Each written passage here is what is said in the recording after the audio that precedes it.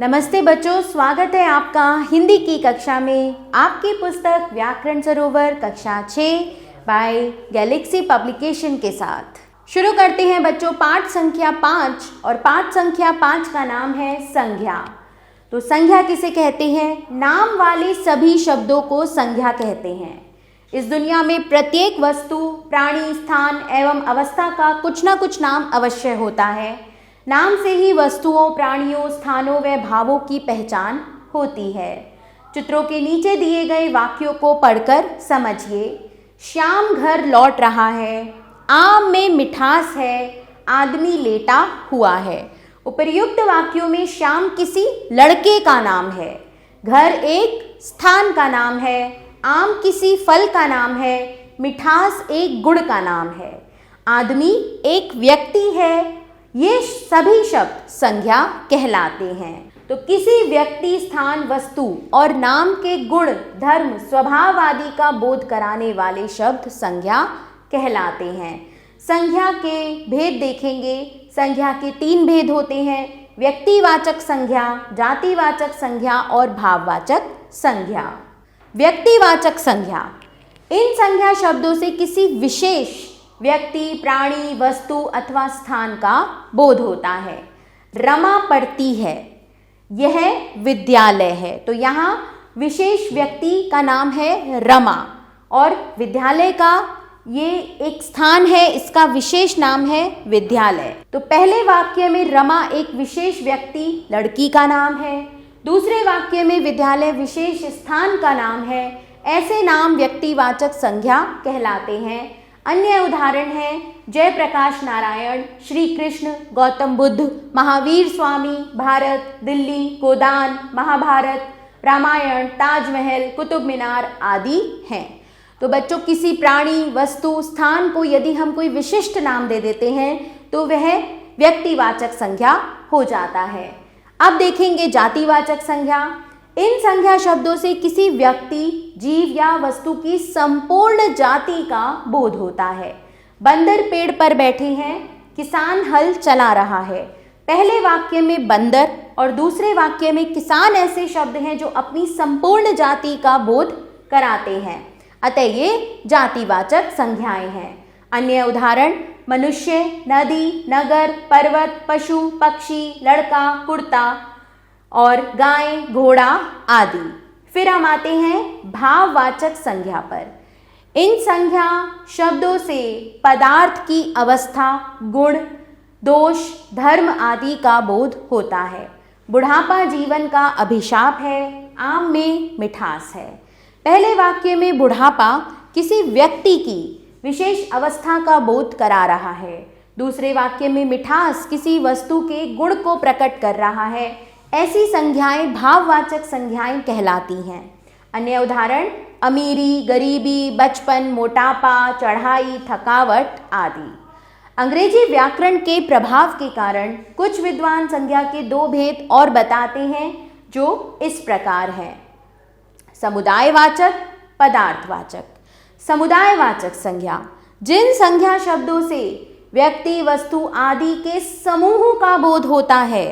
तो जैसे चौपाल में आज सभा हो रही है, कक्षा में विद्यार्थी बैठे हुए हैं। इन दोनों वाक्यों में सभा और कक्षा शब्द व्यक्तियों के समूह का बोध करा रहे हैं। ऐसी संज्ञाएं समुदायवाचक संज्ञाएं कहलाती हैं। अन्य उदाहरण गुच्छा, सेना, भीड़, पुस्तकालय, दल आदि, जहां पर व्यक्ति या फिर वस्तुओं का समूह हो। पदार्थवाचक संज्ञा, जिन संज्ञा शब्दों से किसी धातु, द्रव्य आदि पदार्थों का बोध होता है। जैसे यह मक्खन बहुत अच्छा है, ये आभूषण सोने के हैं। पहले वाक्य में मक्खन पदार्थ का बोध कराता है, दूसरे वाक्य में सोना धातु का बोध कराता है, अतः ये संज्ञाएं पदार्थवाचक संज्ञाएं कहलाती हैं। अन्य उदाहरण पानी, तेल, दूध, चांदी, पीतल, चावल, गेहूं, कोयला, लोहा आदि। अब हम देखेंगे भाववाचक संज्ञा शब्दों की रचना। तो जातिवाचक संज्ञा से भाववाचक संज्ञा कैसे बनाई जाती है? जातिवाचक शब्द है दास, दासता, क्षत्रिय, क्षत्रियत्व, पशु, पशुता, बालक, बालकपन, बंधु, बंधुत्व, मित्र, मित्रता, पंडित, पांडित्य, पुरुष, पुरुषत्व, ब्राह्मण, ब्राह्मणत्व, बच्चा, बचपन, प्रभु, प्रभुता, नारी, नारित्व।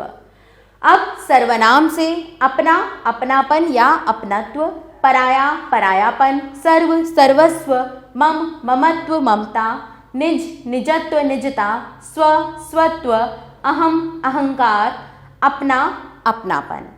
विशेषण से भाववाचक संज्ञा कैसे बनाई जाती है? मीठा, मिठास, मधुर, माधुर्य, निर्बल, निर्बलता, चतुर, चातुर्य, चतुराई, सुंदर, सौंदर्य, सौंदर्यता और सफेद, सफेदी।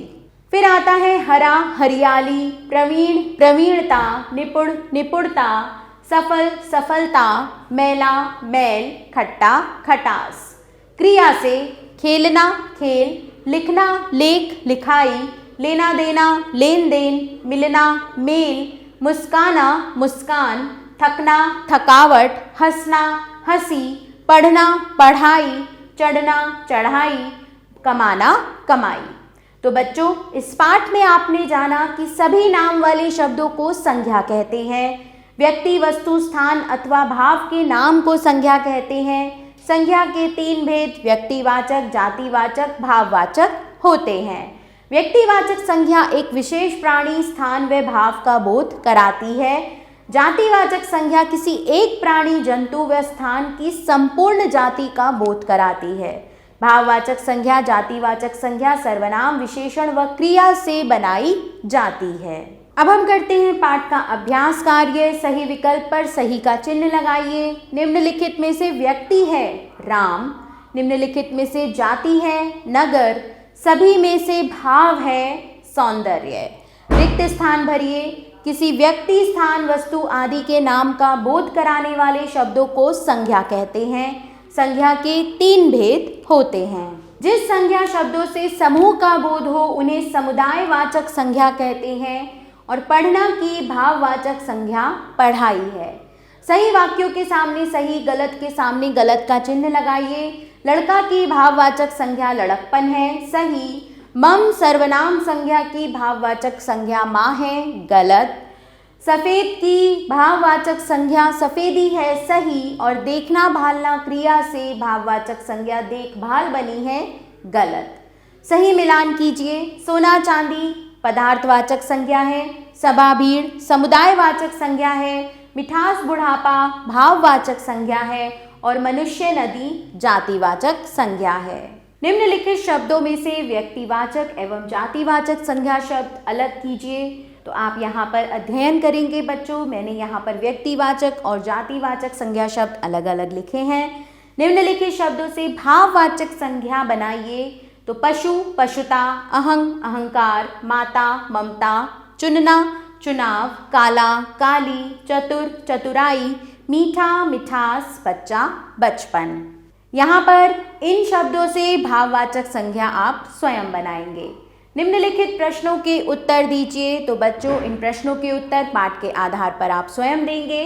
संज्ञा किसे कहते हैं, संज्ञा के प्रकार भी बताइए। जातिवाचक और व्यक्तिवाचक संज्ञा में अंतर बताइए। निम्नलिखित भाववाचक संज्ञाएं किन शब्दों से बनी हैं? मेल, हरियाली, निजत्व, देवत्व और प्रभुता। बच्चों, नीचे दिए गए स्थान में समाचार पत्र में से ऐसे चित्र काटकर चिपकाइए जो व्यक्तिवाचक तथा पदार्थवाचक संज्ञाएं हों। तो आपको किसी विशिष्ट व्यक्ति, वस्तु या स्थान के चित्र व्यक्तिवाचक संज्ञा में लगाने हैं और द्रव्यवाचक संज्ञा में किसी भी पदार्थ के, जैसे दूध हो, चीनी हो, सोना, चांदी, तो यहाँ पर आप वे चित्र लगाएंगे। फिर है आपके लिए क्रियात्मक कार्य। अपने घर, स्कूल और आसपास के लोगों, स्थानों, वस्तुओं आदि के नाम लिखकर संज्ञा के भेद के साथ सूचीबद्ध कीजिए। तो बच्चों, यहाँ पर आपको ये सूची भी बनानी है। इसी के साथ हमारा यह पाठ यहाँ समाप्त होता है। मैं आशा करती हूँ कि आपको यह अच्छे से समझ में आ गया होगा। आभार बच्चों, मिलते हैं नए पाठ के साथ।